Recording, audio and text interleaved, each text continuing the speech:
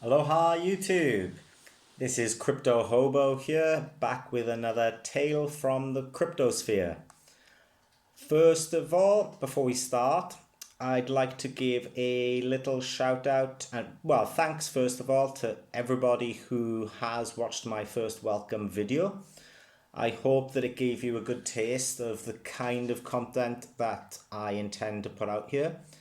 And I hope it's something that piques your interest or that you find at least valuable. A shout out to my first 2 subscribers. That was a lovely surprise.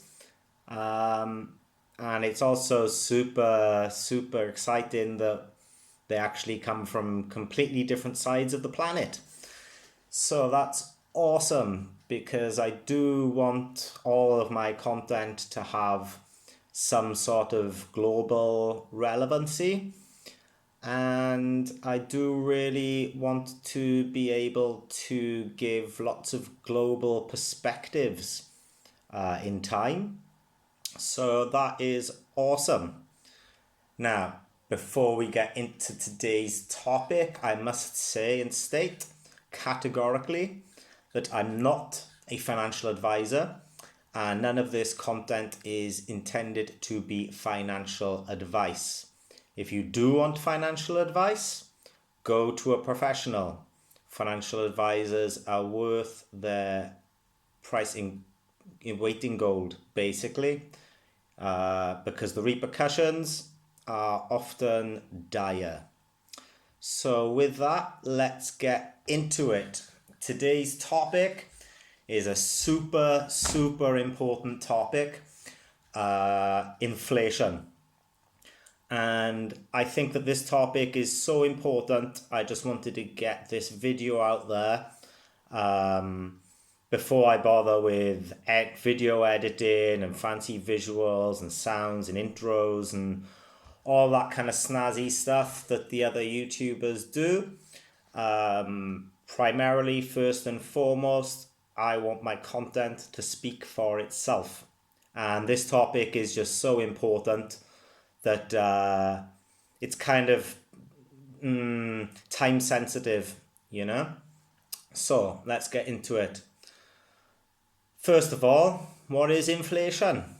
It's something that affects everybody, but it's something that not that many people have a great understanding of. Now, when central banks and governments are looking to create stimulus in an economy, what they will do is increase the M2 money supply. And M2, as many of you will know if you saw my Facebook post, this is the amount of money, or amount of fiat currency, British pounds or US dollars, whatever, that is in circulation at any one given time. Now,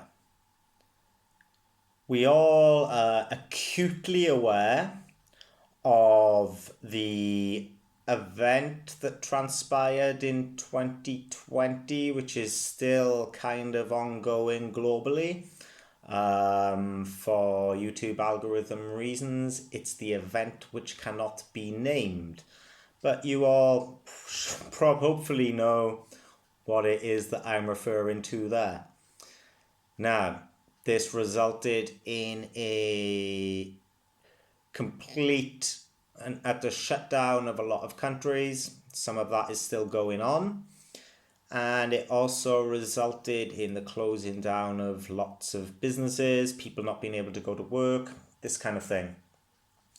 Now, because of the strategy that the government took to operate these closing downs of the economy, obviously they had to ensure that people still had money to buy essentials and things like this.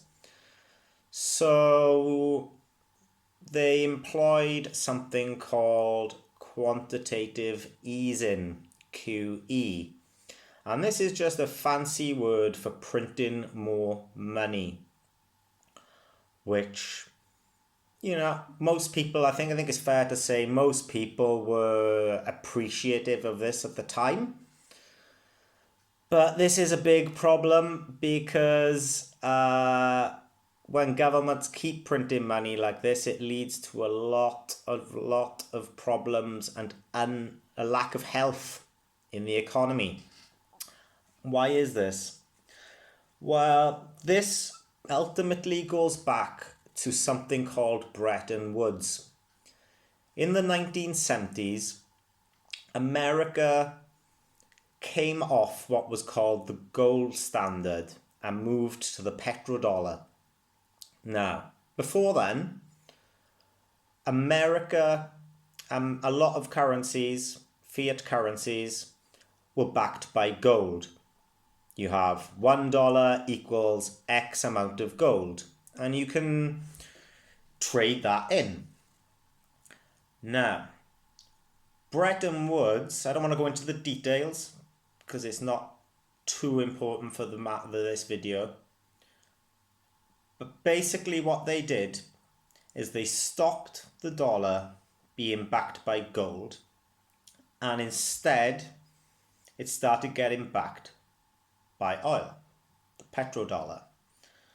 What this meant was that for every time more money is printed, it's now not necessary for that money to be justified, basically, to be printed. So, this basically dilutes the value of the currency that's already in circulation. For example, if I've got $1 and the central bank prints another dollar, there is now double the amount of money in circulation, okay? But no actual value has been created. So, when I go to the shop to spend my dollar, in actual fact, it will buy me 50% less than what I could have bought before this dollar existed. Yeah? So, what it does is it dilutes purchasing power. This is awful. And it's especially awful for the working classes and middle classes. Why? Because the working classes and the middle classes are the most likely people to hold the vast majority of their wealth and their assets in pure cash, in US dollars, in British pounds, euros, yen, yuan, whatever. Whereas upper class, richer people, investors, the financially astute, I guess, they have a lot of other different assets, right? They put their money into property, they put their money into stocks, into commodities, equities, bonds, whatever. Art, antiques, Rolexes, whatever it is. Because they know that over time, these things will hold their value. And the reason these things hold their value is because psychologically to a human, those things are just as precious or valuable as they ever were. But over that time, more money will have been printed, yeah? So it takes more money to buy that thing in 20 years' time as it would have 10 years ago. Because there's more money in the system, it's not backed up by anything, there's no more value for that money, and so the purchasing power of that money decreases. Now, in the West, I think we've been a little bit ignorant of inflation, and this is not the fault of most people. Ultimately, governments tend to play down inflation as a problem because they need people to keep their money in fiat. Because if your money is in the bank can use that money and leverage it up with margin, which I'll go into in another video. And then they can basically borrow against that to create more debt. And that's how money is created. That's how more money is essentially created in the economy.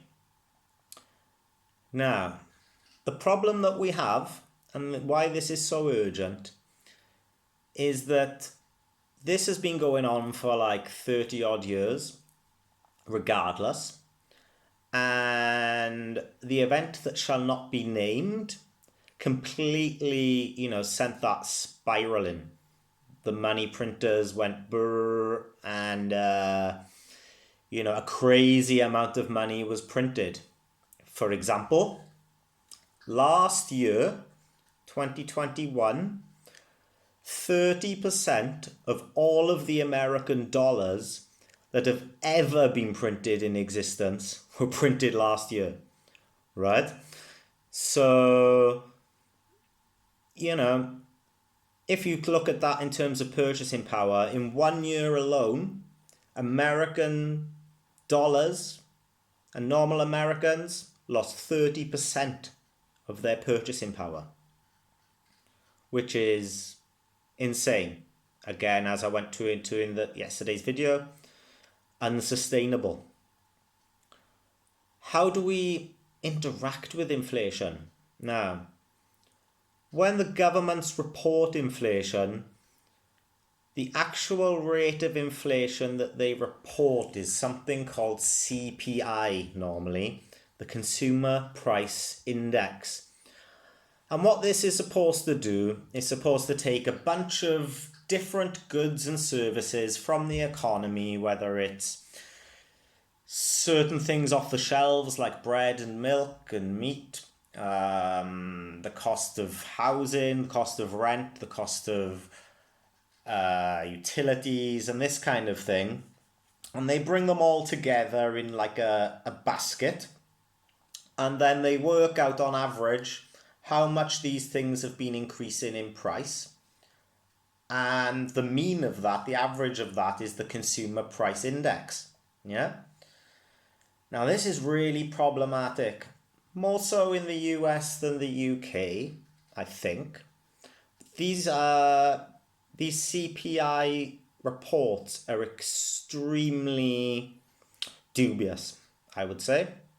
For example, yesterday, the US announced that its new CPI figures were an 8.5% increase in inflation. So what that should mean is that prices have gone up around about 8% across the board in America. In the UK, the Consumer Price Index set by the Office of National Statistics is around about 6.5%, I believe. 6.2% is the newest figure for March 2022, up from 5.5% in February. Now, you guys are not stupid. You guys know, you all go to the shops, you all go to the petrol stations. In what world do you feel that that's realistic, right? Like, nothing's been going up just by a meager 6.2%. Property prices haven't gone up 6.2%. Food hasn't gone up 6.2%. What they do is they manipulate these CPI prices. They're very selective about what they put in the basket, and they select things to basically massage the statistics, so it doesn't ever sound quite as bad as it is. I don't want to go into the stats completely here because I don't want the video to be too long, But in America, when you're talking about CPI at 8.5%, actual inflation that most people are experiencing is more somewhere along the lines of 12% to 15%. In the UK, probably a little bit less, but about the same. I would say, look at the price of your food shopping bill, your utilities and stuff. They're not going up 6.2%, right? And this is a massive problem because it downplays the seriousness of this issue. Historically, I think we've all kind of had some sort of awareness of how hyperinflation has been a problem in other parts of the world. And it's the kind of thing that I think we've gotten really comfortable and used to it being a problem in developing or third world countries. Take, for example, Zimbabwe. Not that long ago, in our lifetime, Zimbabwean dollars, there were 2 Zimbabwean dollars roughly to $1. Because of the fiscal mismanagement of Zimbabwe's currency, they kept printing more and more money all of the time. And now the Zimbabwe dollar is worthless. Now it would be like $1 trillion Zimbabwe dollars to buy a piece of bread or something, a loaf of bread or something like that. We've recently seen the same kind of thing happen in Venezuela and Lebanon. And there's loads of these kind of instances, right? And we always kind of think that, well, the US dollar, it's the reserve asset in the world, leading economy, the same as the UK. British pound sterling is like the oldest currency, the oldest fiat currency in existence. And it's a kind of fairly strong currency against the others, right? But this does not mean that this problem is not coming to us also. And if this problem doesn't come, there will be another problem that comes, and I'm going to get into that shortly. Now, I think for my British viewers, you will all remember a time, if you're as roughly the same age as me or older, you will know that the British pound has lost quite a lot of value in our lifetimes against the American dollar. I remember when I was young, you could get about 2.5 American dollars for one British pound. Now it's nothing like that. It's maybe $1.26 to the British pound. And this is because of inflation. Now, the problem that we have as global citizens is that every government inflates their currency, and every currency is getting inflated.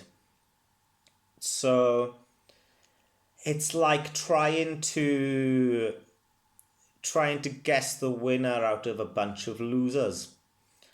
There's never been a fiat currency that's lasted more than like 200 years without collapsing. And this is another big problem. We are so used to living in a world where these fiat currencies dominate our financial landscape. None of us remember really a time before then. So it's hard for us to imagine a situation where these currencies collapse. And when a currency collapses, so does the government. And there's all sorts of problems that arise from that, from civil unrest to food shortages and all sorts of crises. And this is why this is super important, because there's only one way that we can stop this. And this is raising interest rates. Now I want to illustrate this point a little bit with a couple of charts that I've got to show you. And the first one I'm going to show you is just touching on kind of what we just mentioned here. So this chart, I just flip my camera. Can I flip the camera around? It's not going to let me flip the camera around. Okay, so I'm going to have to just show you like this. This chart, you can go, I will post this in the video description, but this is a website called TradingView, and this is a free website for everybody. Really, really good website. And this chart is showing you the value of the British pound against the US dollar over time. So the chart only goes back to the 90s, and you can see what I've just mentioned here. This is kind of what I remember. It was kind of strong. The British pound got really strong against the dollar leading up to the global recession in 2008, and then had a massive dump. And ever since then, here we are now. Probably the lowest point that we've been in terms of value against the US dollar. Now, you might think that that would mean that, okay, it's fine, you can change your British pounds for US dollars and you will have more purchasing power. But this is the US dollar trading against itself. So this is how much value the US dollar has today compared to how much it had yesterday. And we can see that all the way back in the 60s, we started off here. The dollar was going down, down, down. This is kind of where Bretton Woods happened. This is where they took the dollar off the gold standard and decided to print loads of money. Loads of money, M2 increased. Money went into the economy. People started spending loads of money. In reality, the money just goes straight into the stock market to inflate the prices. It gets to a point where it's unsustainable. It comes crashing down. Yeah? Because they have to increase interest rates, basically, to counteract the inflation, because nobody can afford anything anymore. We can see it again as we go across. Leading up to the global recession here, you see this spike right on 2008 global recession. Print loads of money, then raise interest rates. Print loads of money, raise interest rates. And this is kind of where we are. Now, this is super problematic for anybody who has all of their wealth in just cash money, right? Because your money is losing value every year. And even if it's, say, take an easy figure, 10%, you've got £100 in the bank and inflation is at 10%.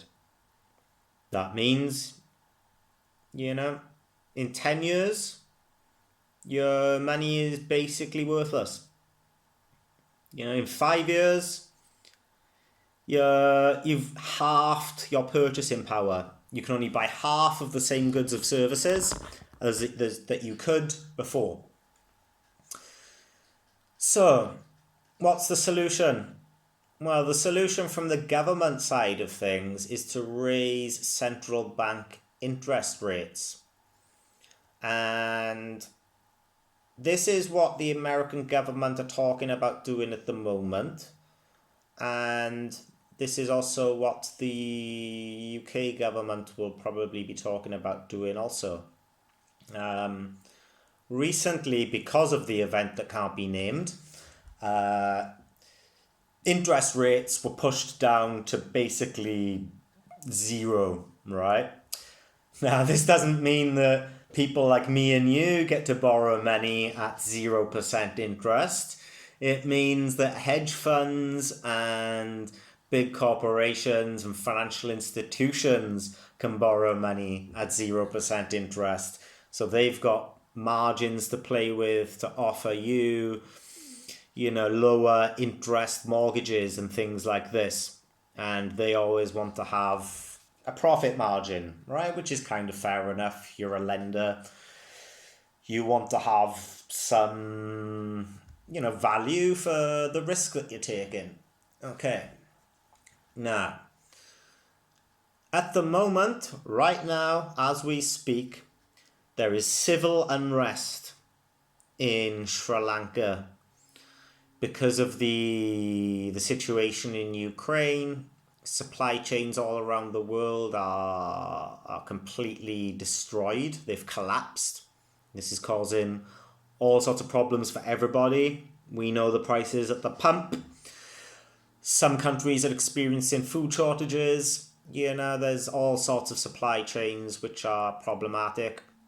And Sri Lanka have also been experiencing inflation.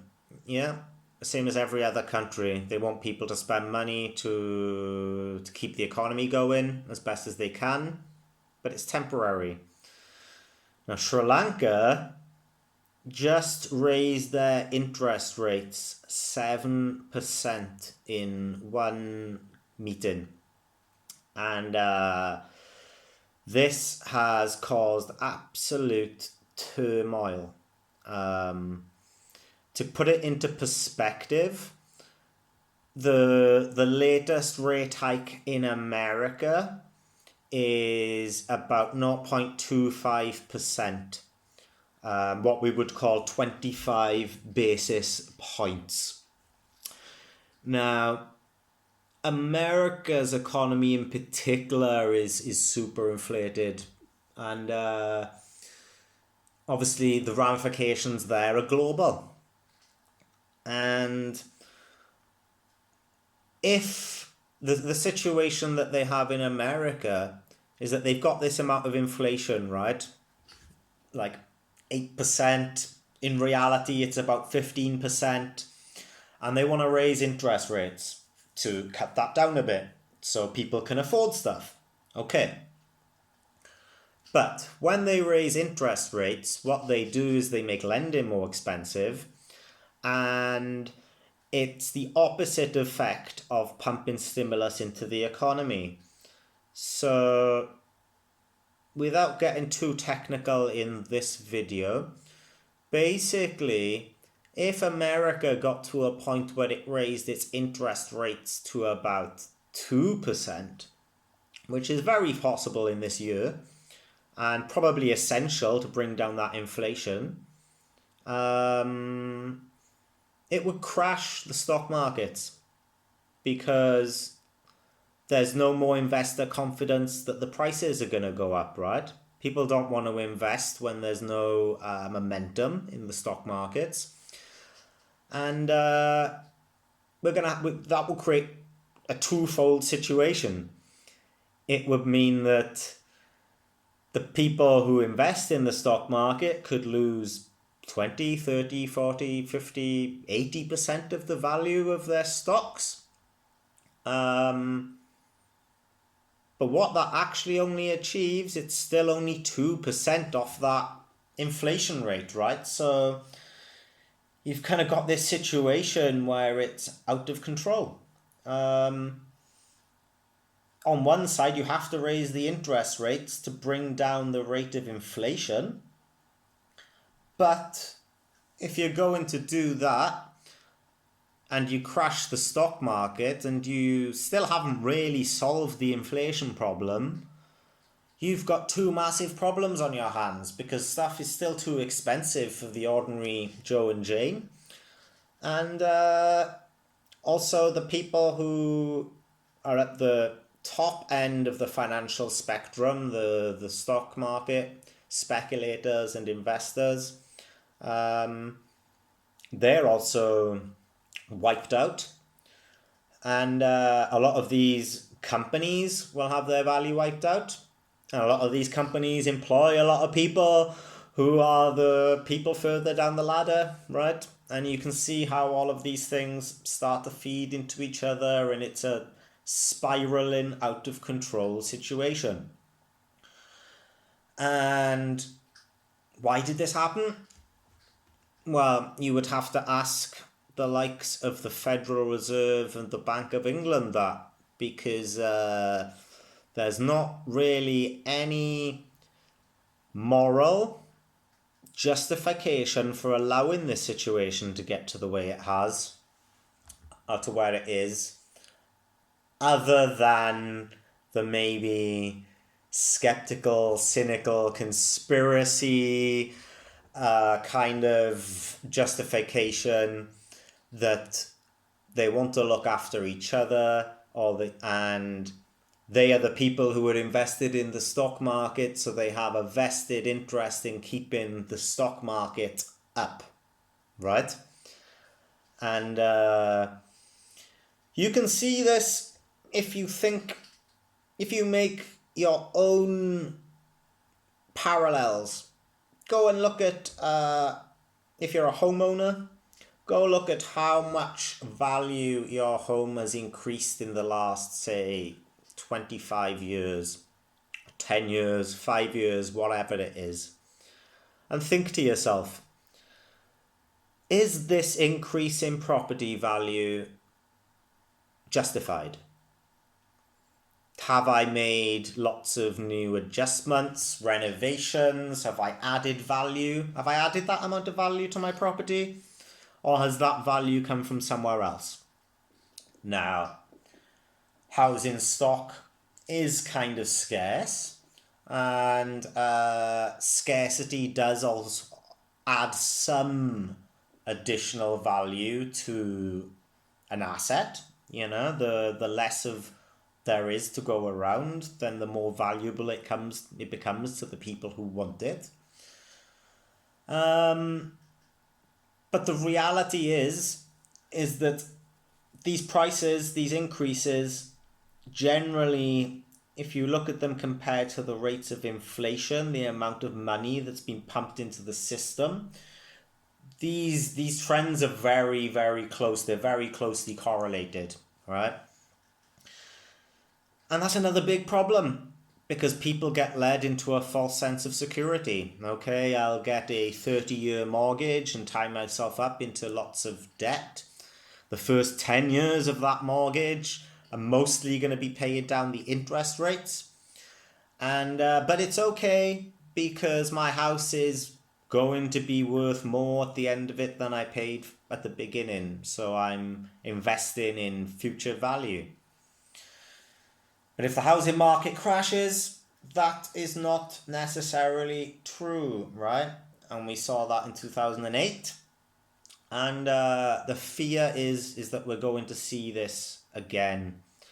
Housing markets have collapsed in China for many different reasons, complex kind of reasons. The housing market is kind of collapsing in America because the prices have been going up an increasing amount, insane. Somewhere like California, house prices have gone up something like 25% in a year. Why? Who's buying all of these houses? It's not the average Joe and Jane like me and you. It's big institutional investors like BlackRock, who've been buying up all of the property stock on the market for sometimes millions above, and cash above the listed values. And this is artificially increasing the housing prices, right? Now the problem with this is it gets to a point where BlackRock owns all of the houses and nobody can afford to pay the prices that they've pushed them up to. So then the demand for house purchases goes down, especially if you increase interest rates. It's more expensive to borrow anyway. So then nobody can afford to buy a new house. So people stop buying new houses. And then the price has to come back down.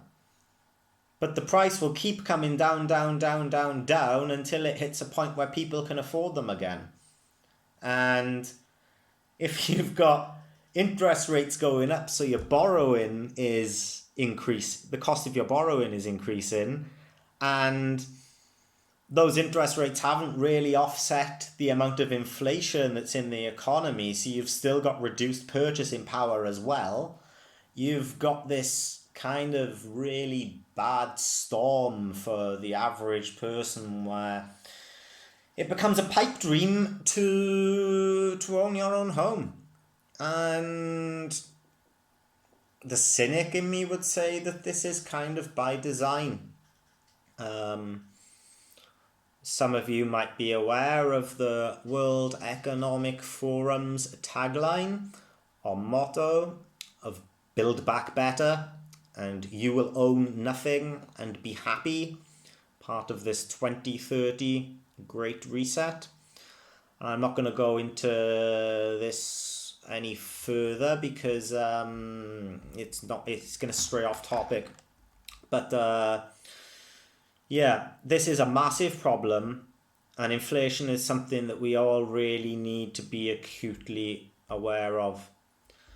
So now that I've kind of given a background to what inflation is and the problems that it causes and the ways that the government can counteract it, I want to move on and just touch upon some things that we can do about it, right? Because to be honest, I don't know about you, but I would rather trust myself than trust the government to do what is best for me and my financial situation.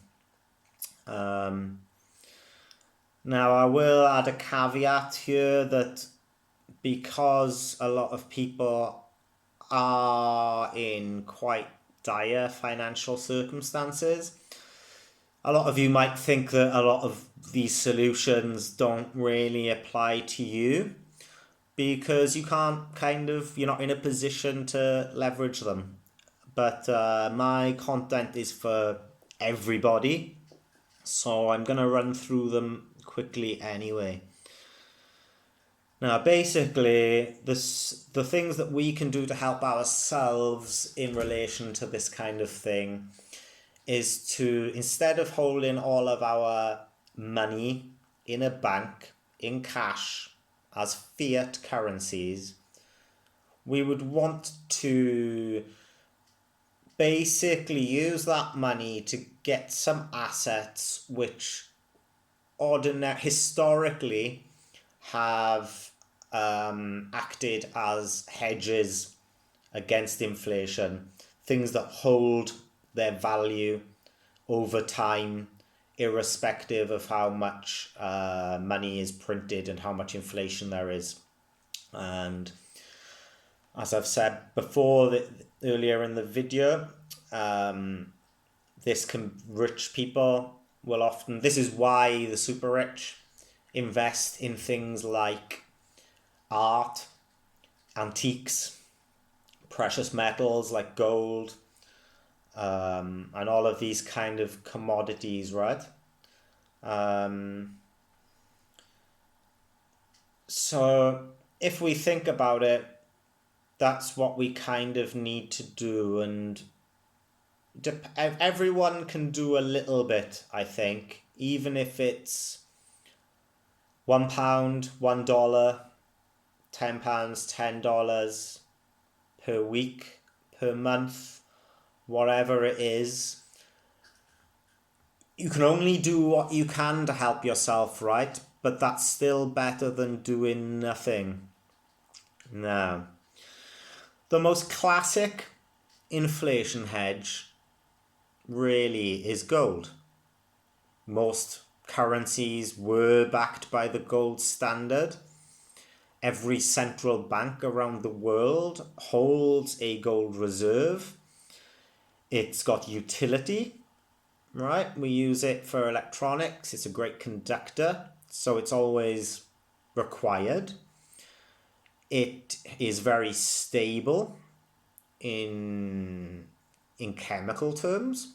Yeah, it's a very hard. It can be melted down into jewelry and things like this. So if you're wearing a nice, high carat ring or necklace or something, it's fairly transportable, Gold bars, not so much, but it allows people to basically keep some value in something which isn't their money, and that value has historically been shown to be quite stable.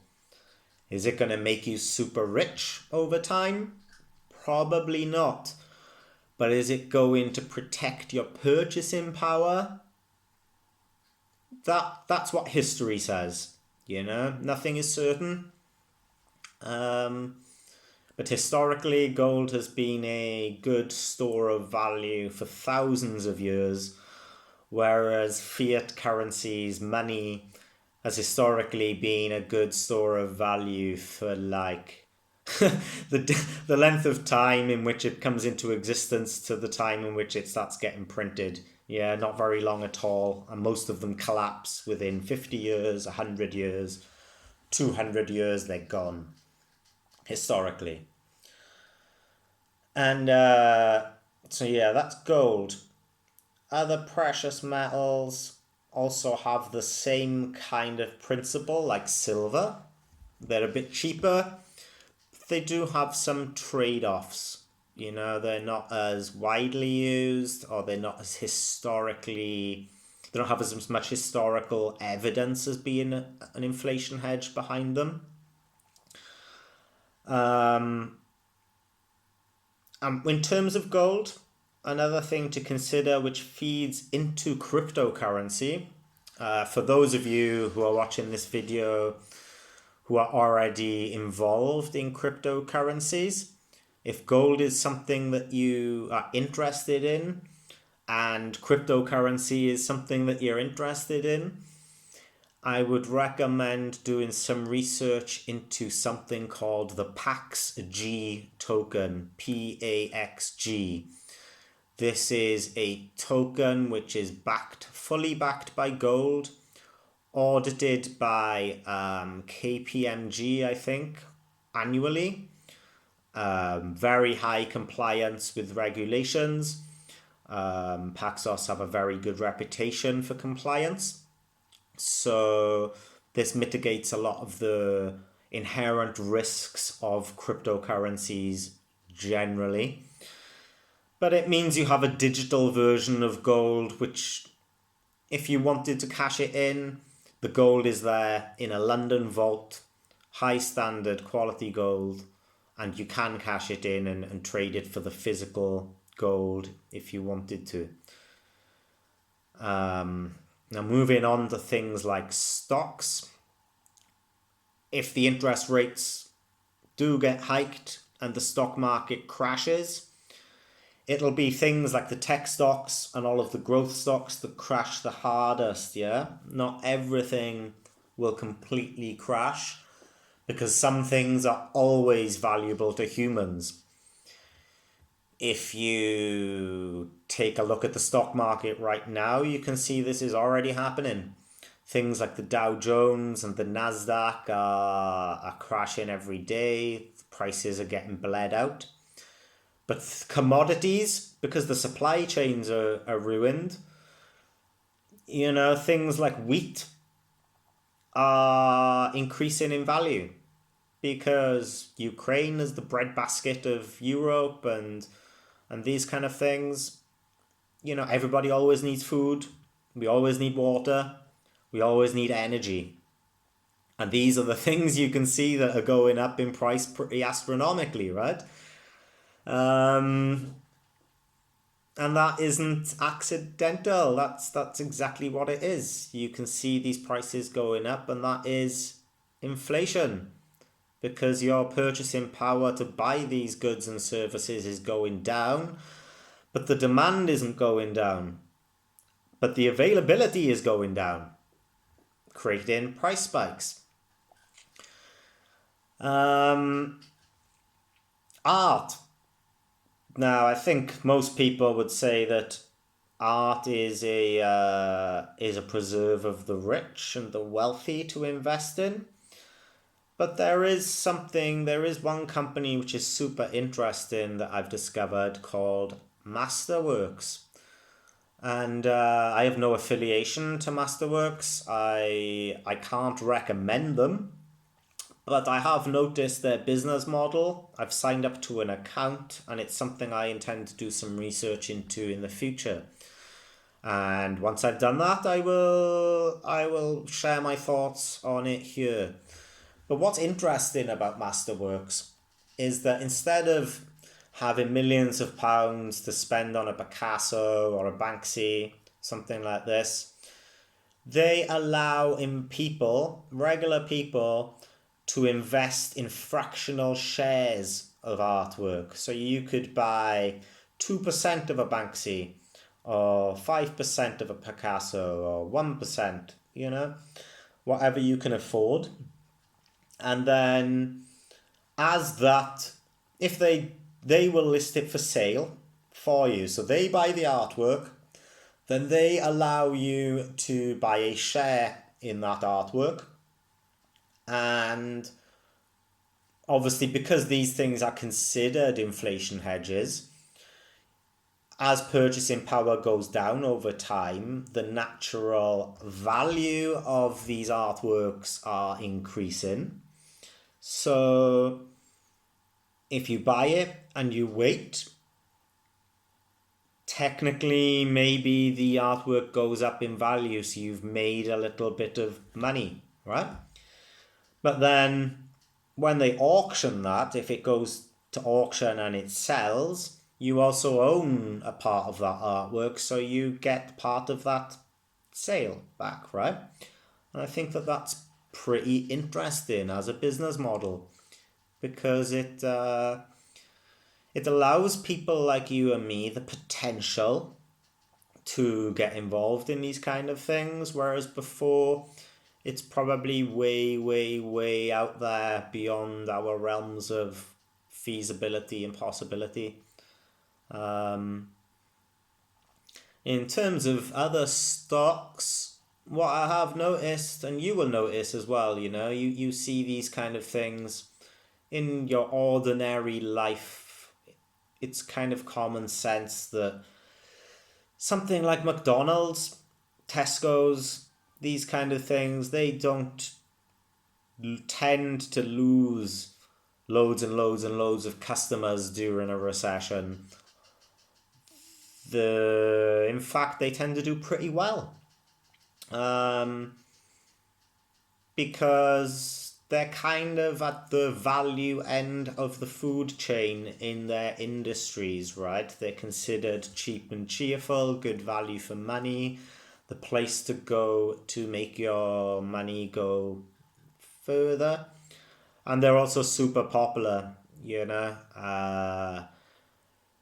everyone, they're kind of ubiquitous in Western society, at least.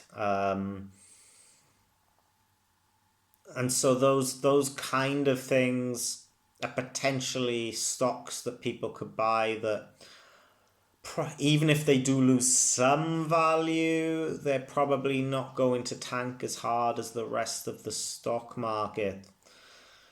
If you don't have any qualms about ethics and morals in terms of how you invest your money, there's also weapons manufacturers such as Lockheed Martin, who have the contracts for the American military and stuff like this. Although that's probably out of the scope of most people. But yeah, it's this is a big problem, because our inflation in the UK and the USA is out of control. And whilst it doesn't feel like it right now, we are starting to feel it, yeah? Everybody's really starting to feel the pinch with everything that's going on in the world.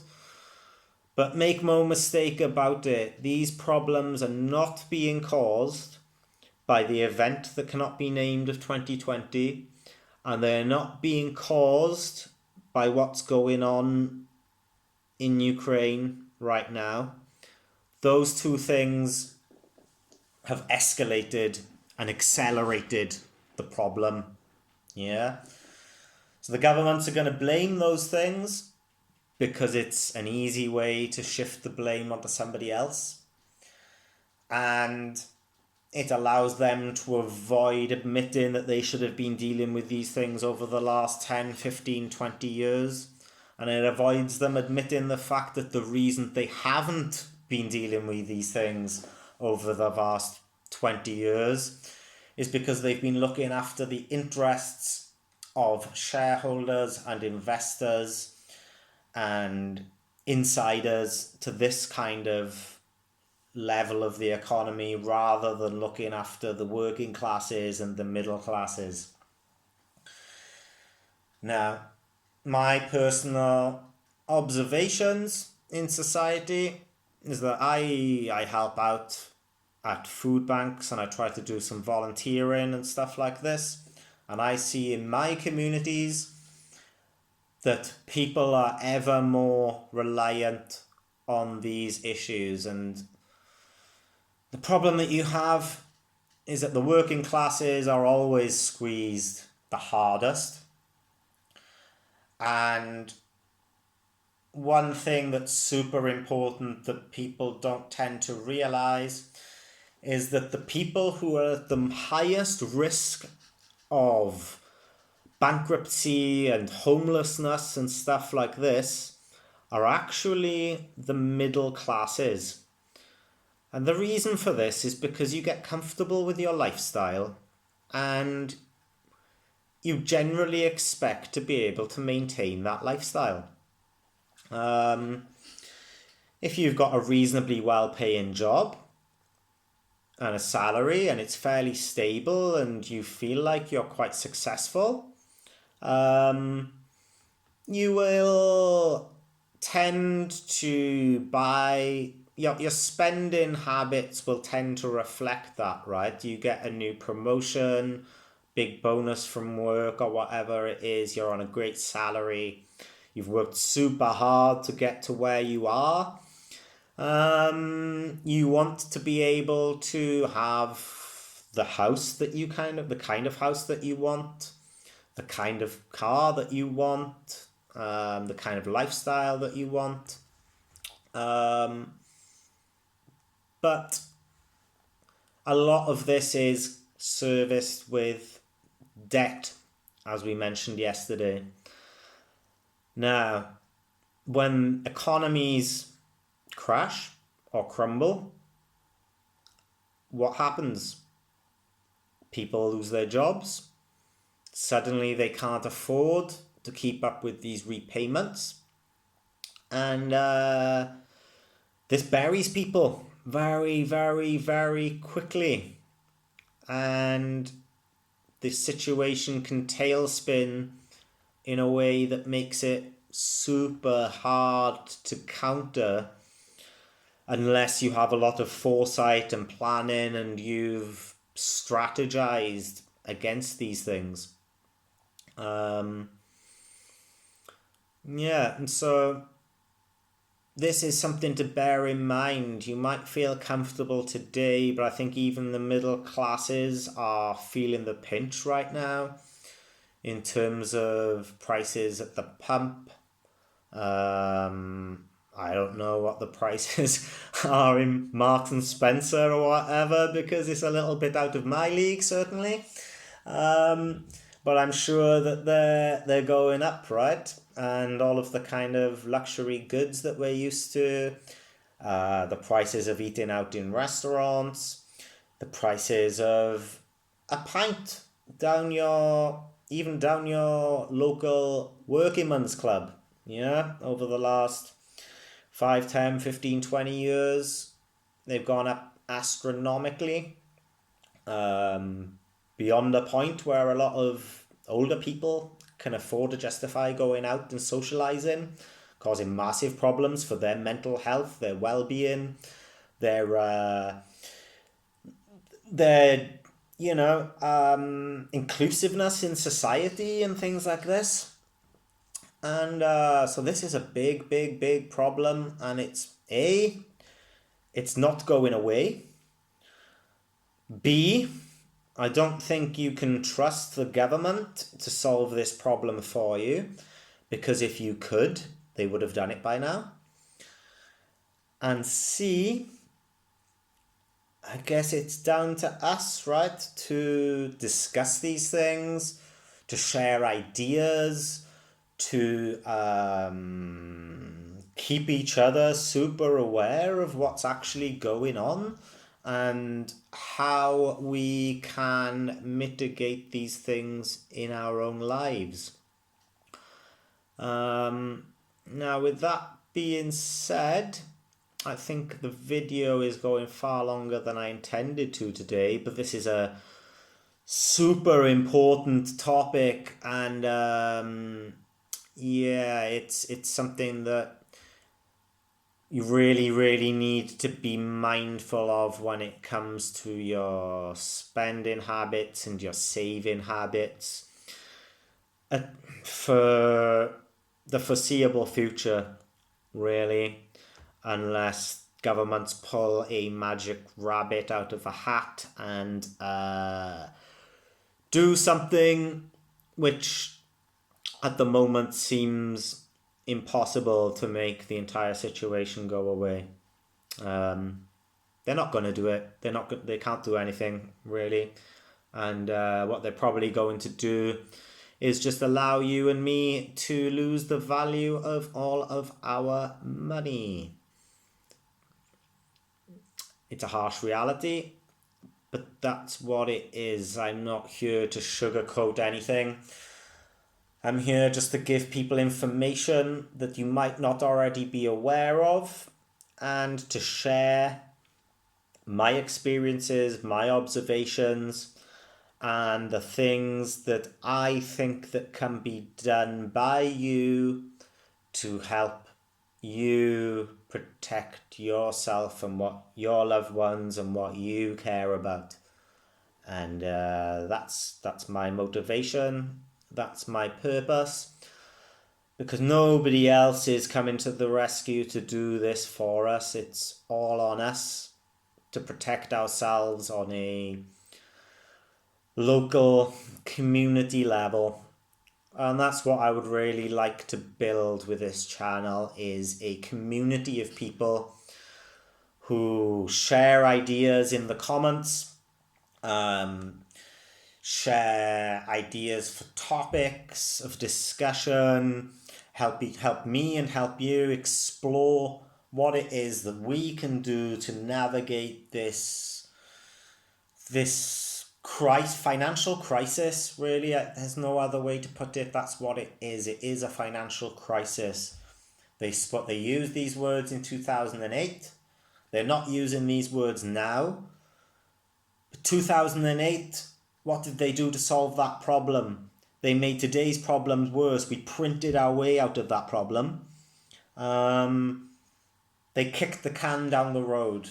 And that's all the governments have been doing, especially the UK and the US, and especially the US. But we live in globalized economies, and the US is one of the leading major economies in the world. What happens there affects the UK and Europe and everybody else. The same as China. It's all interlinked. A crash in one place is bad for us all.